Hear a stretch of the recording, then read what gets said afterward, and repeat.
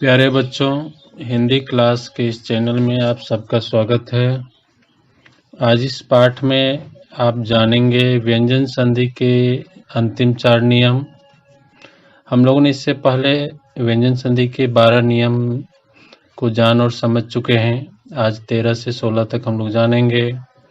तो आइए सीधे चलते हैं व्यंजन संधि के नियम संख्या 13 पर। तो इसमें लिखा हुआ है कि नत्व एवं सत्व विधान के अंतर्गत यदि री, र या स के ठीक बाद न हो अथवा दोनों के बीच कोई भी स्वर वर्ण और उसके बाद कवर्ग या पवर्ग अथवा य, र, व में से कोई हो तो न के स्थान पर मूर्धन्य हो जाता है। इसका मतलब वो दंत न रहता है और उसको हम लोग बदल के मूर्धन्य न कर देते हैं। तो इस नियम के आधार पर हम लोग कुछ उदाहरणों को देखते हैं। हमने इस नियम को समझाने के लिए कुल 4 उदाहरण लिए हैं। तो आइए चलते हैं उदाहरण पर। पहला उदाहरण है कृष जोर न। इसको दोनों को जोड़ने से हो जाता है कृष्ण। ये कृष्ण कैसे होता है? तो कृष्ण में इधर देखिए मूर्धन्य सौ में हलंत लगा हुआ है और उसके आगे है दंत नौ। इसका मतलब हुआ त, थ, द, ध, न। तो ये जो दंत नौ है ये बदल के मूर्धन्य नौ में देखिए बदल गया है। तो इसीलिए आपको कृष्ण में मूर्धन्य नौ दिखता है अंत में। और उसी तरह दूसरा उदाहरण देखिए, ये है उस जोर न। ये होता है उष्ण। तो उसमें भी आपको जो दिखाई पड़ रहा है मूर्धन्य सौ में हलंत और दंत न। तो ये दंत न बदल के मूर्धन्य हो गया है और बन गया है उष्ण। अब देखिए तीसरा उदाहरण, राम जोर अयन, रामायण। राम जोर अयन में देखिए यहाँ पर अंत में न है, ये दंत न है और उससे पहले य है। तो ये दंत न किस में बदलेगा? मूर्धन्य न में। इसलिए रामायण लिखते समय हम लोग दंत न नहीं लिखते हैं, जो मूर्धन्य न ही लिखते हैं। और चौथा उदाहरण देखिए आप लोग, ये है प्रजोरमान। ये होता है प्रमाण। इसमें भी दंत न है तो इधर हम लोग उसको मूर्धन्य न में बदल दिए हैं, क्योंकि दंत न से पहले म का यहाँ पर जो उपस्थिति है उसी के आधार पे ये आपका दंत न मूर्धन्य न में बदल गया है। और अब हम लोग बढ़ते हैं नियम संख्या 14 पर। इसको बोलते हैं सत्व विधान, यानी 100 का क्या होता है ये इसमें दिखा। एक 100 से दूसरा 100 में बदलना। दंत 100 के पूर्व अ या आ से भिन्न कोई स्वर हो तो दंत 100 का मूर्धन्य 100 हो जाता है। अब इसको भी हम लोग उदाहरण के द्वारा समझेंगे। पहला उदाहरण है अभी जोर सेक। इस दोनों को जोड़ने से अभिषेक हुआ। तो ये विच्छेद में हम लोग देख रहे हैं इसमें दंत स दिया हुआ है और ये संधि शब्द में मूर्धन्य स दिया हुआ है। तो ये सत्व विधान के अनुसार बदलता है। ये दंत स से पहले ह्रस्व विकार है बच्चों, भाव में ह्रस्व विकार है, तो ये 100 से ठीक पहले है।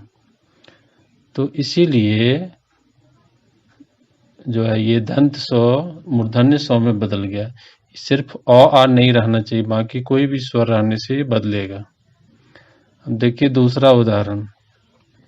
दूसरा में है नी जोर सिद्ध। ये होता है निषिद्ध। सिद्ध आप लोग जानते हैं ये दंत 100 से ही लिखा जाता है सिद्ध, लेकिन जब उसको हम लोग नी के साथ जोड़ते हैं तो ये मूर्धन्य 100 में बदल जाता है, क्योंकि ये नी में ह्रस्व विकार जो है वो सबसे अंत में है और यहाँ सौ है, ये दंत सौ, तो इसीलिए ये मूर्धन्य सौ में बदल गया है और बन गया है निषिद्ध। हम लोग तीसरा उदाहरण देखते हैं। वी जोर सम, विषम। ये वी में भी ह्रस्व ईकार है और इधर दंत सौ है, तो ये बदल के मूर्धन्य सौ में बदल गया है और विषम हुआ है। जो कोई आपसे पूछे विषम जो है कैसे जो मूर्धन्य सौ बनता है, तो आप लोग आराम से बता पाएंगे। अब देखिए उसी तरह जो चौथा उदाहरण में है नी जोड़ संग, ये दोनों मिलके हो गया निसंग। इसमें भी नी में ह्रस्व ईकार है और इधर दंत सौ है, तो चूंकि ह्रस्व ईकार जो है भिन्न स्वर है और आ को छोड़ के दूसरा स्वर है, तो इसलिए जब मूर्धन्य सौ में बदल जाएगा और दंत सौ इधर है, इधर मूर्धन्य सौ है, एकदम बदल गया है और नी जोड़ संग बन गया निसंग। तो अब हम लोग चलते हैं नियम संख्या 15 में। जो नियम 15 के अनुसार संस्कृत के यौगिक शब्दों में प्रथम आने वाले शब्द के अंत में यदि नौ हलंत हो तो उसका लोप हो जाता है। अब इसको भी हम लोग उदाहरण के द्वारा समझते हैं। तो इसमें भी हमने कुल 4 उदाहरण लिए हैं।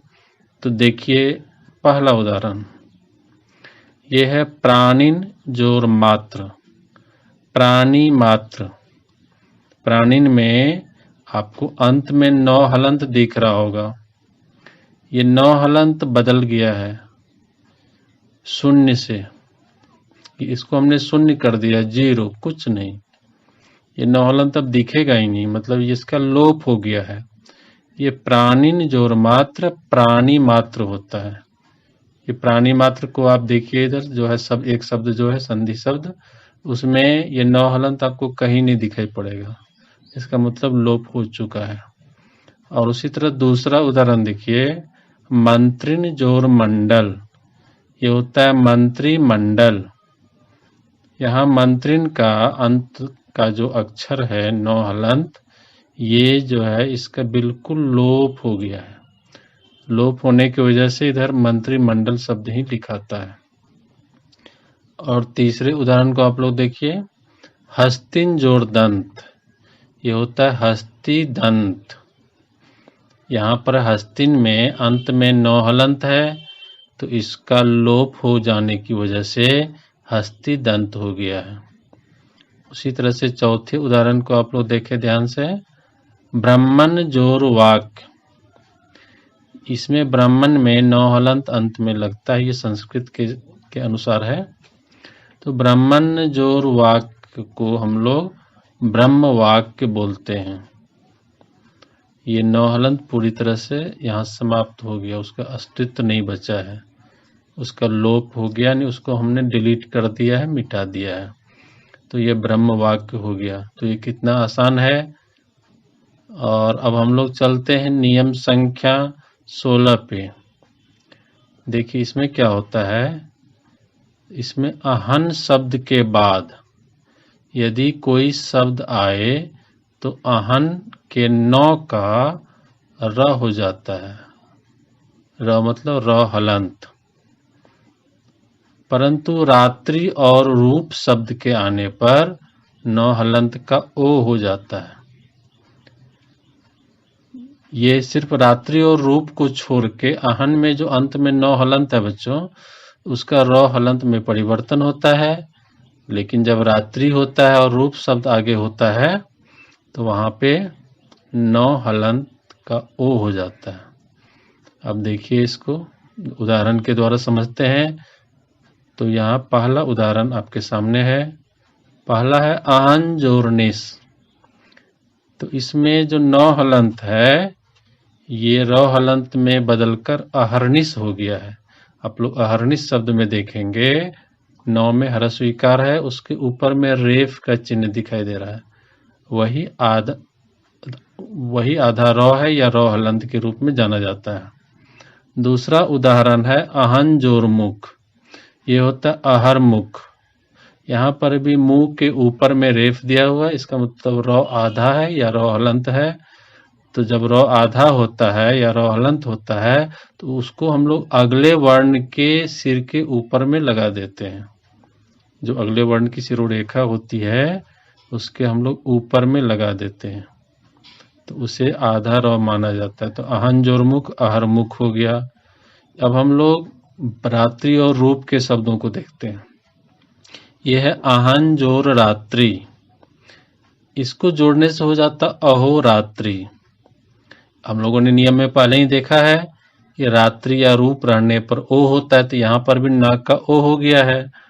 यहाँ देखिए अ, उसके बाद ह है, ह में ओकार लग गया तो अहो हो गया, और ये रात्रि तो है ही, तो इसको जोड़ने से अहोरात्रि हो गया है। और एक अंतिम उदाहरण, ये अहन जोर रूप, ये होता है अहो रूप।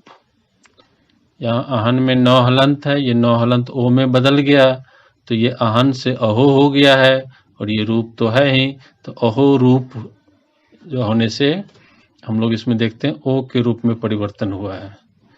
तो इस तरह से आज आप लोग का व्यंजन संधि समाप्त होता है। संधि के नियम बहुत ही आसान होते हैं, कुछ बच्चे इसे बहुत भारी समझते हैं, लेकिन धीरे धीरे नियमों को समझते जाने से सारा कुछ आसान हो जाता है और फिर हमें आगे कोई दिक्कत नहीं होती है। आप लोगों ने जो है इस वीडियो को सुना, इसके लिए आप लोग का बहुत बहुत धन्यवाद।